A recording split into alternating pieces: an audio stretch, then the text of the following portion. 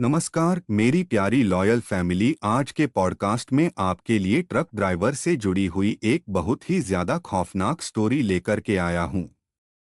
ये स्टोरी केवल एक ट्रक ड्राइवर से जुड़ी हुई नहीं है, बल्कि आप लोग भी इससे पूरी तरह से रिलेट कर पाएंगे, क्योंकि ये हादसा केवल एक ट्रक ड्राइवर के साथ ही नहीं बल्कि किसी के साथ भी हो सकता है। अक्सर ज्यादातर लोगों का रातों में अकेले सफर करना आजकल आम बात हो गई है। कईयों को अपने काम से रिलेटेड आंधी रात को सफर करना पड़ता है, तो कई बार हम घूमने जाते हैं, तब भी हमें आंधी रातों में चलना पड़ता है। और कभी सुनसान सड़क पर हम देखते हैं कि कोई मदद के लिए खड़ा है। अब देखिए, ऐसी सुनसान जगहों पर किसी भी बच्चे या किसी भी औरत की मदद करना हमारा फर्ज है, लेकिन कई बार यही मदद हमें भारी पड़ जाती है। नॉइस में पता ही नहीं चलता कि जो हमें सामने दिख रहा है वो सच है या केवल एक माया से रचा गया ढोंग है। और ऐसा ही हादसा आज हमारे साथ एक ट्रक ड्राइवर ने शेयर किया है, और वो एक ऐसे ही जाल में फंस गए थे।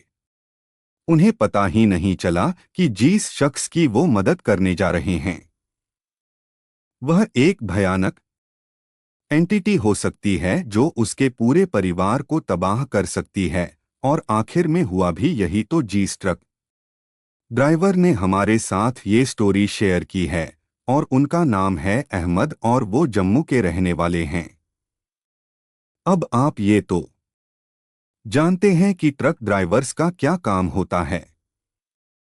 वो हमारे देश के अंदर एक जगह से दूसरे जगह पर माल की ढुलाई करते हैं, और कई कई बार उनको रातों को सफर करना पड़ता है।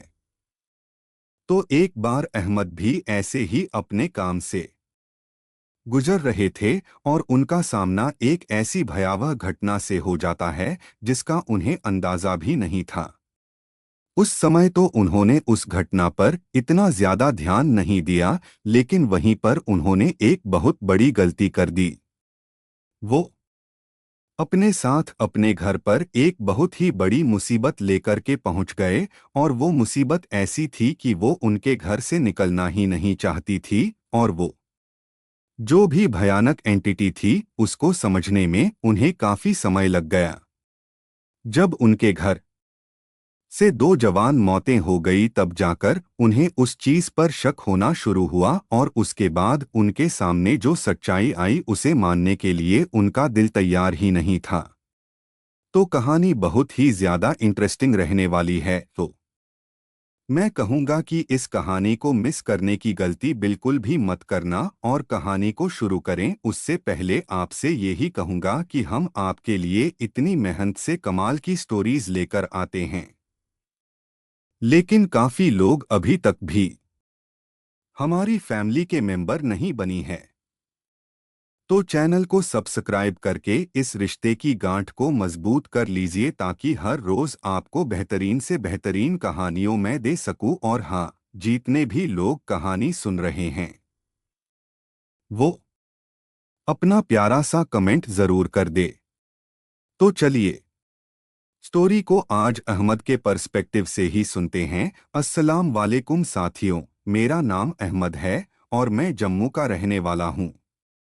पेशे से मैं एक ट्रक ड्राइवर हूँ। ट्रक ड्राइविंग में मेरे काफ़ी सारे दोस्त रहे हैं। वे लोग मुझसे अपने अनुभव साझा करते रहते हैं। उन अनुभवों में भूत प्रेत के अनुभव भी शामिल होते हैं, लेकिन मैं इन सब बातों में विश्वास नहीं करता था। लेकिन आज से लगभग 5 साल पहले मेरे साथ एक ऐसी घटना हुई जिसने मेरी सोच को बदल कर रख दिया कि भूत प्रेत जैसी कोई चीज नहीं होती है। मेरे परिवार में मेरी भाभी है, उनकी 3 लड़कियां हैं, लेकिन मेरे बड़े भाई का देहांत हो चुका है, इसलिए उनका सारा जिम्मा मेरे ऊपर ही है। मेरी खुद की बीवी भी है, लेकिन हमारी कोई औलाद नहीं है। आज मैं 45 साल का हूं और आज भी मेरी कोई औलाद नहीं है। सभी ने कहा कि मैं बच्चे गोद ले लूं, लेकिन मैंने अपनी भाभी के बच्चों को ही अपने बच्चे बना लिया है। आज जो घटना मैं आपको बताने जा रहा हूं ये लगभग 5 साल पहले घटी थी। मैं उड़ीसा से वापस जम्मू के लिए लौट रहा था। इस बार मुझे थोड़े ज्यादा पैसे मिले थे, इसीलिए मैं घर जाते हुए बहुत खुश था। मैं हमेशा की तरह ही ड्राइविंग कर रहा था, जहां मुझे रुकना था वहां रुक रहा था और जहां सफर करना था सफर कर रहा था। मुझे आज भी वो रात अच्छे से याद है। जनवरी की सर्द रातें थी। वह रात शांत और गहरी थी। वक्त धीमे धीमे बीत रहा था। कोहरे ने अपनी चादर से रात को ढक लिया था। रात लगभग 1 बजे का समय रहा होगा।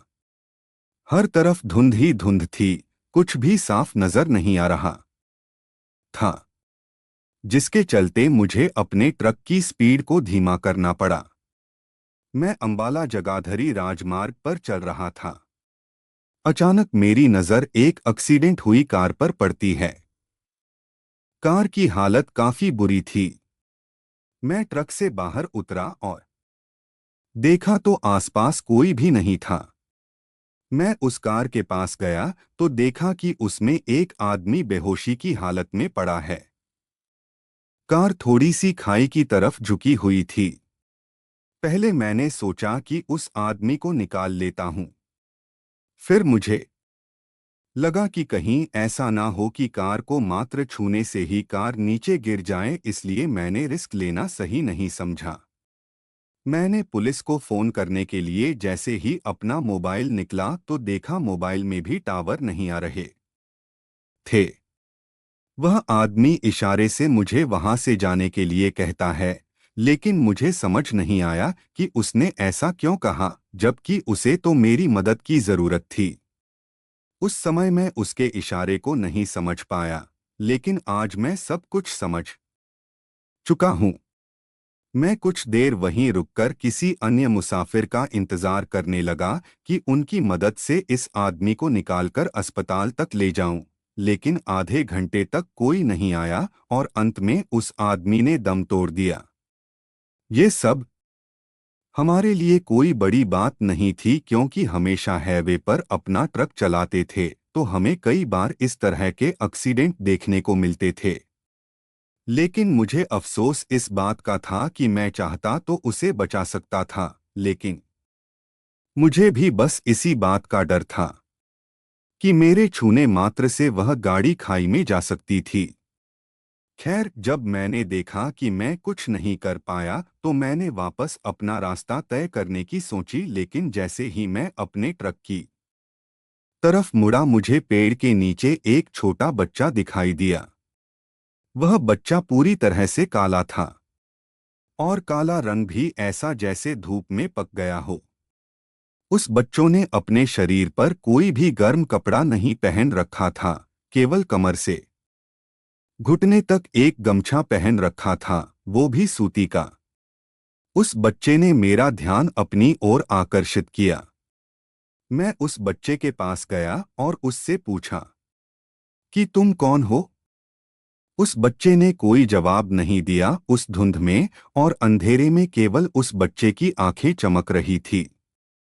मैंने उससे पूछा, क्या तुम उस कार वाले को जानते हो?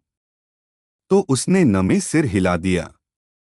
मैंने उससे पूछा, तुम कहाँ रहते हो? तो वो कुछ नहीं बोला। जब मैंने उसके शरीर की तरफ ध्यान दिया कि उसने इतनी ठंड में कुछ नहीं पहन रखा है, तो मुझे उस पर तरस आ गया और मैंने अपनी जैकेट उतारकर उसे दे दी। उसने मुस्कुराहट के साथ वह जैकेट पहन ली। मैंने उससे उसके घर के बारे में पूछा तो उसने इधर उधर देखा, लेकिन वह कुछ बोला नहीं। इसके बाद मैं जाने लगा, क्योंकि मैं किसी भी मुसीबत में नहीं पड़ना चाहता था। मुझे नहीं पता कि वह लड़का कौन था। हो सकता है वह किसी डाकू के गिरोह का सदस्य हो और ये सब उसकी चाल हो। यही सोचकर मैंने वापस ट्रक पर जाने का फैसला किया। लेकिन वह बच्चा मेरे पीछे पीछे आ गया और मुझे देखने लगा। मैं ट्रक में अपनी सीट पर बैठ गया। मैंने उससे पूछा कि तुम्हें क्या चाहिए, मेरे पीछे क्यों आए हो। यह सवाल पूछने पर वह रोने लगा। मैंने गुस्से से अपना हाथ स्टीयरिंग पर पटका और अपनी आंखें बंद की।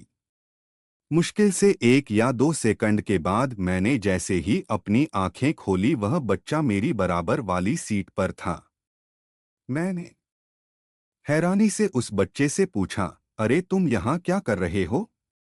तुम मेरे ट्रक में क्यों बैठे? वह बच्चा बोला, मुझे आपके साथ जाना है।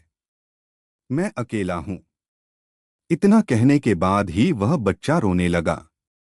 बच्चे की आवाज बहुत भारी थी। पहले तो वह बच्चा धीमी धीमी आवाज में रो रहा था। जब मैंने उसकी बातों को अनदेखा किया तो वह जोर जोर से रोने लगा। उसका रोना मुझे देखा नहीं जा रहा था, इसलिए मैंने उसे चुप कराया। अच्छा ठीक है, चुप हो जाओ, चलो मेरे साथ चलो। मैंने सोचा था कि इस बच्चे को कल सुबह किसी पुलिस थाने पर पहुंचा दूंगा और अपना पीछा काटूंगा। वह लड़का पूरे रास्ते चुपचाप मेरी बराबर वाली सीट पर बैठा रहा। ना मैंने उससे कुछ पूछा और ना उसने मुझे कुछ बताया। अगली सुबह करीब 10 बजे तक मैं जम्मू पहुंच चुका था। मैं इस बच्चे को लेकर पुलिस स्टेशन जाने ही वाला था कि अचानक मेरे दिमाग में आया कि चलो पहले घर हो आता हूँ। स्टेशन तो काफी दूर है, शाम को इसे पुलिस स्टेशन पर छोड़ दूंगा। ये सोचकर मैं अपने घर चला गया। और यही मेरी सबसे बड़ी गलती थी। घर पर मुझे देखकर सब बहुत खुश थे। मेरी भाभी के तीनों बच्चे आकर मुझसे लिपट गए। फिर तभी उनका ध्यान इस बच्चे पर गया। उन्होंने मुझसे पूछा, चाचा ये लड़का कौन है? तो मैंने कहा, कोई नहीं बेटा, मेरे दोस्त का लड़का है। अब वह लड़कियां ज्यादा बड़ी नहीं थी, इसलिए मैं उन्हें पूरी बात क्या ही बताता। लेकिन जब मुझसे मेरी भाभी नूरी और मेरी बीवी शाहीन ने पूछा तो उन्हें मैंने रात की सारी बात बता दी।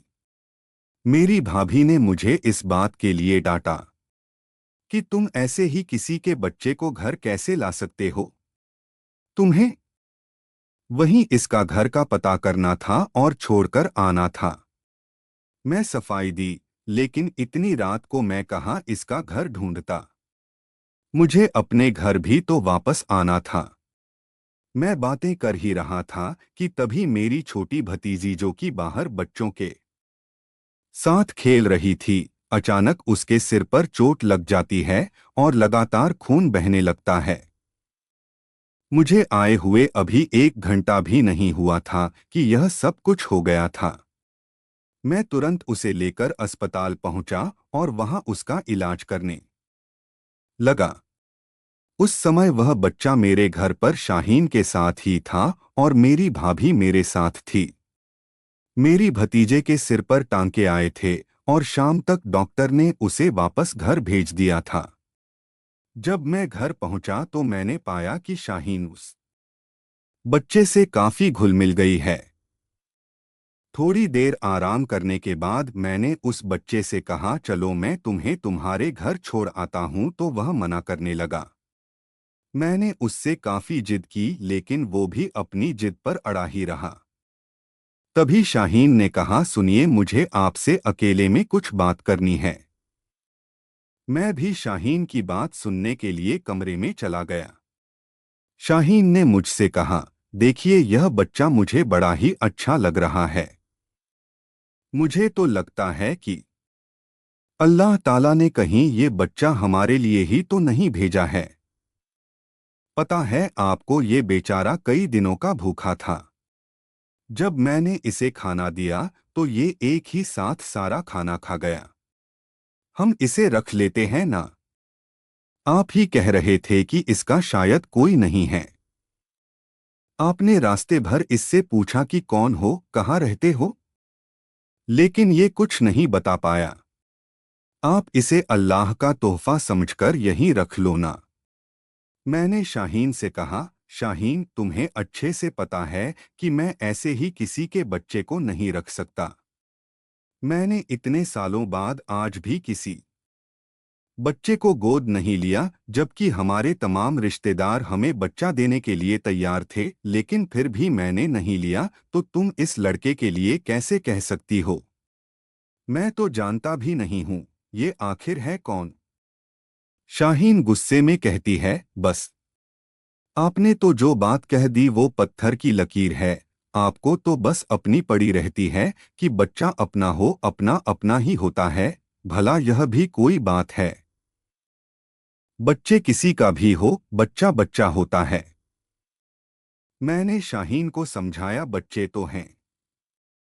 घर पर भाभी के 3 बच्चे हमारे ही तो बच्चे हैं। शाहीन फिर गुस्से में बोली, हाँ मानती हूँ, हमारे ही हैं, लेकिन मेरे तो नहीं हैं ना। मुझे मेरा चाहिए एक ऐसा बच्चा जो मुझे माँ कहे। भाभी के बच्चों की तो माँ है ना, वह उन्हें अपनी माँ कहते हैं, मुझे तो नहीं कहते। मुझे तो चाची कहते हैं। मैं शाहीन को काफी समझाता रहा, लेकिन वह अपनी जिद पर अड़ी रही और फिर हारकर मुझे उसकी जिद के आगे झुकना पड़ा। बाद में मुझे भी यही सही लगा कि यह बच्चा अकेला तो था ही, चलो पाल लेते हैं, जो इसके नसीब में होगा इसे मिलेगा। लेकिन मैं नहीं जानता था कि यह लड़का हमारे नसीब का क्या हाल करेगा। रात के खाने का समय था, तभी पड़ोस का एक आदमी आया और मुझसे मेरी भतीजे के बारे में पूछने लगा कि इसके कुछ देर पहले चोट लगी थी। वह आदमी मुझसे बोला, अरे मैंने सुना है कि तुम्हारी भतीजी के काफी चोट लगी है और बहुत सारा खून बह गया। बच्चे बता रहे थे कि गली में बाहर बहुत खून ही खून हो रखा था। मैंने कहा, हाँ भाई साहब, बच्चे खेलते खेलते ऐसे ही करते हैं। तभी मेरी बड़ी भतीजी कहती है, अरे अंकल, अब तो कोई खून नहीं है, सारा खून कुत्तों ने साफ कर लिया। यह सुनकर मैं हंसने लगा और कहने लगा, अरे सफिया, कुत्तों ने खून पी लिया? मेरी भतीजी बोली, हाँ चाचा, जब आप मरियम को लेकर अस्पताल गए थे तब बाहर काला कुत्ता आया था और वह उस खून को चाटने लगा। बेचारा बहुत प्यासा था, उसने सारा खून ऐसे साफ कर दिया जैसे वहां पर कभी कुछ था ही नहीं। ये सुनकर मुझे थोड़ा आश्चर्य तो हुआ, लेकिन मैंने इस बात पर इतना गौर नहीं किया। रात हुई, हम लोगों ने खाना खाया। उसके बाद हम सभी अपने अपने कमरे में सोने चले गए। शाहीन ने उस बच्चे को भी हमारे साथ हमारे कमरे में ही सुलाया था। रात लगभग 3 या 4 बजे का समय रहा होगा। अचानक मेरी आंख खुली तो मैंने पाया कि वह लड़का कमरे में नहीं है। शाहीन सुकून के साथ सो रही थी। अब भले ही वह लड़का हमारा नहीं था, लेकिन था तो बच्चा ही ना। इसीलिए मुझे उसकी फिक्र हुई और मैं उसे ढूंढने बाहर गया। वह मुझे ना बरामदे में मिला और ना ही आंगन में मिला। उसके बाद मैं छत पर गया तो देखा कि वह छत पर एक कोने में बैठा है और आसमान की तरफ देख रहा है। ये देखकर मुझे बड़ा आश्चर्य हुआ। मैंने उससे पूछा, यहाँ क्या कर रहे हो और वो भी इतनी रात को? तो वह बोला, मैं यही सोऊंगा। मुझे सुनकर बड़ा अजीब लगा कि इतनी ठंड में कोई कैसे सो सकता है। जनवरी की ठंड थी, हवा भी चल रही थी और ओस भी पड़ रही थी। मैंने उससे कहा, नहीं बेटा, नीचे चलो, यहाँ रहोगे तो ठंड लग जाएगी। तो वह बोला, मुझे नीचे नींद नहीं आ रही है। जब मैं अपने घर था तो मैं खुले आसमान के नीचे ही सोता था।